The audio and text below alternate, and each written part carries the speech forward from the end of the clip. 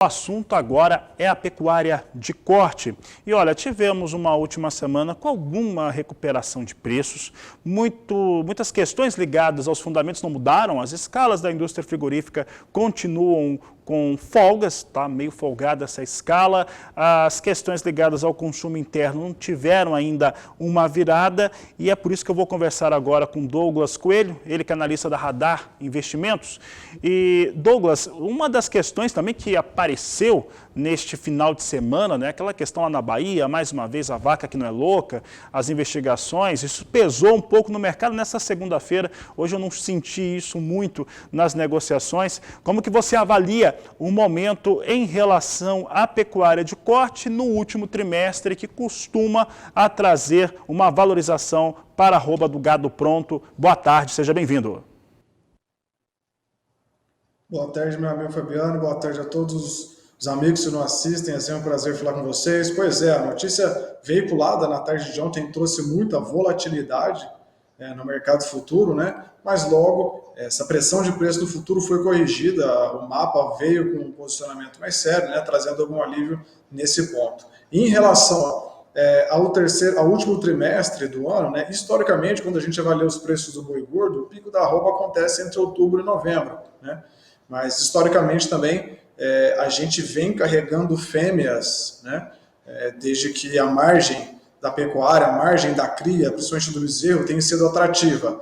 E esse ano, possivelmente, a gente deve ter uma lição de casa até mais rigorosa, uma lição de casa mais extensa a ser feita pelo lado do consumo doméstico, né? A gente tem uma margem mais estreita do pecuarista, que teve custos acima da média no primeiro semestre de 2022.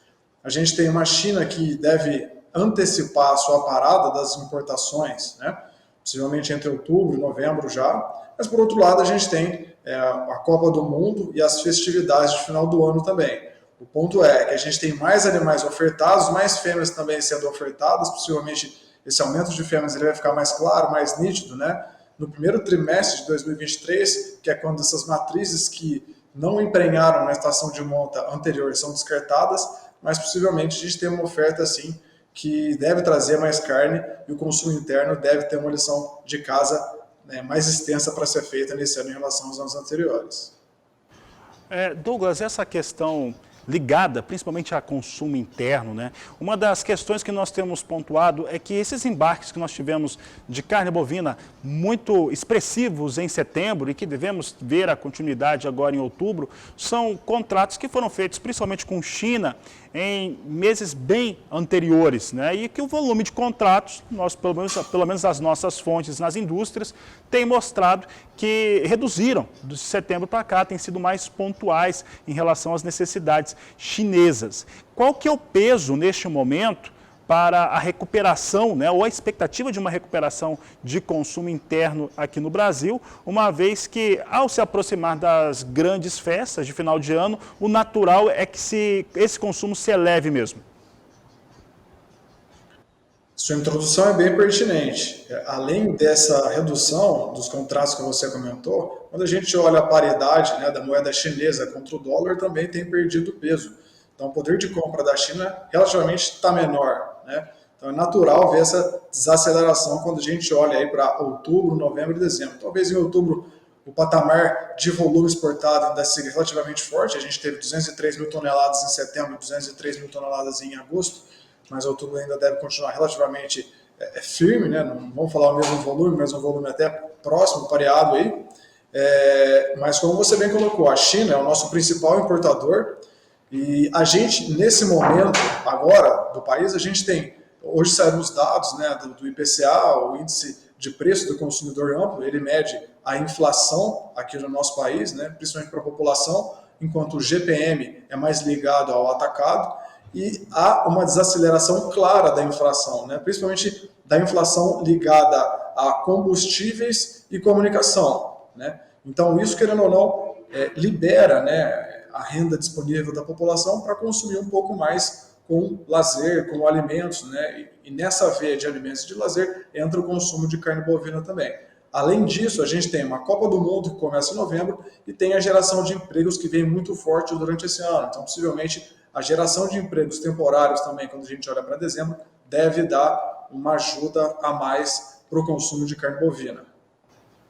Douglas, em relação a alguns indicadores econômicos, os indicadores do Brasil, eles têm melhorado. Nós estamos vendo o IPCA, o Índice de Preços ao Consumidor amplo, com reduções há pelo menos 15 semanas. Temos também uma previsão de PIB que vai subindo aos poucos, mas vai subindo também mais ou menos dentro deste mesmo período.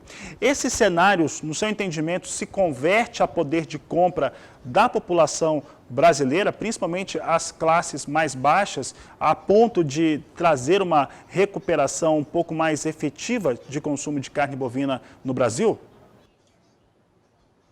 A recuperação, ela pode ser curta e ela pode ser ligeira também. A gente não acredita numa recuperação vasta, muito forte, mesmo porque o período é curto. Mas a gente tem uma soma de fatores, sim, que pode colaborar com isso, né? Além da desaceleração da inflação, a gente tem criação de empregos temporários, tem também a Copa do Mundo, né, que deve colaborar com esse cenário, e a competitividade da carne bovina em relação às demais proteínas também. Então, esses pontos somados podem colaborar sim, mas é uma melhora ligeira e bem concentrada no período, né? A gente não acredita que essa melhora seja construtiva a ponto de ver algo semelhante aí em janeiro e fevereiro.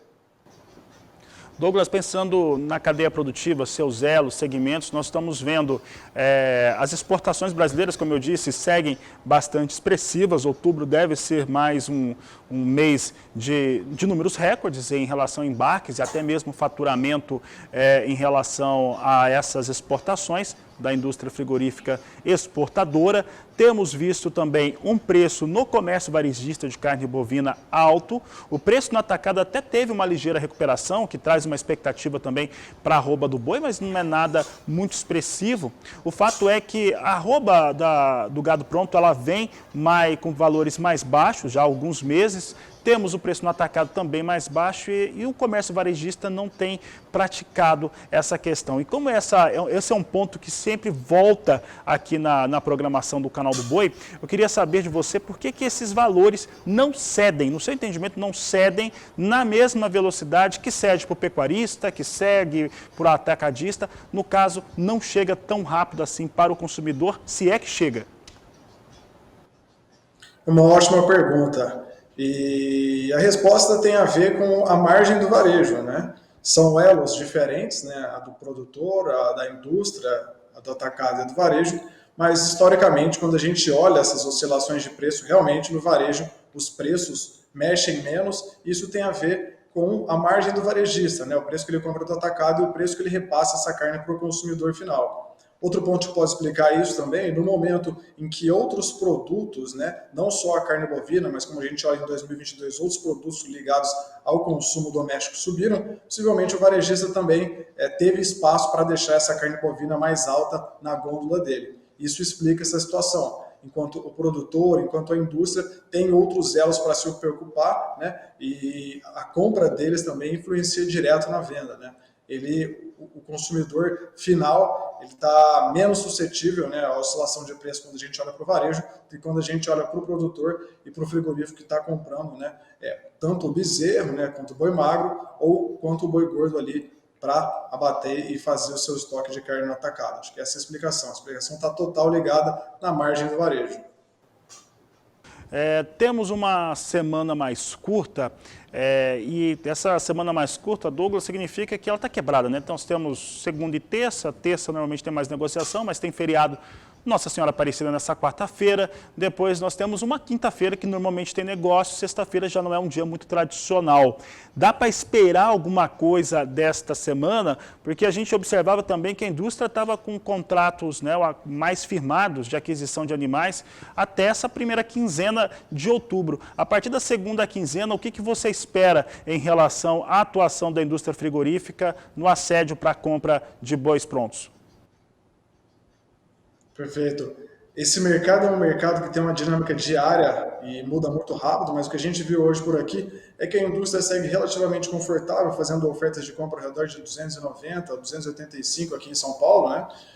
O fluxo de negócio está relativamente menor, uma semana que tem menos dias úteis, isso atrapalha, né, a venda, o embarque, até mesmo a dinâmica do mercado correio como um todo, mas as escalas estão relativamente confortáveis. A gente tem 6,15, 6,20 dias úteis, né, de escalas prontas aqui em São Paulo, apesar desse número ser ligeiramente menor quando a gente olha nas semanas anteriores, né? A gente vem já de um período de forte pressão de baixa, num período longo de pressão de baixa. Acho que cada vez mais os drivers que vão fazer o preço para arroba nas próximas semanas é olhar de perto essa questão da escala de abate e do apetite China, né? Esses dois drivers serão fundamentais para a gente ter esse termômetro da arroba. Por enquanto, nessa semana, com menos liquidez no mercado físico, os preços estão relativamente estáveis aí ao redor de 290 aqui em São Paulo. Tá certo. Douglas Coelho, eu agradeço a sua participação aqui no Agricultura BR, no canal do Boi. Um grande abraço a você. Eu que agradeço pela oportunidade mais uma vez. Contem conosco aqui da Radar Investimentos. Um forte abraço. Um grande abraço. Conversamos com Douglas Coelho sobre o mercado da carne bovina aqui no Agricultura BR.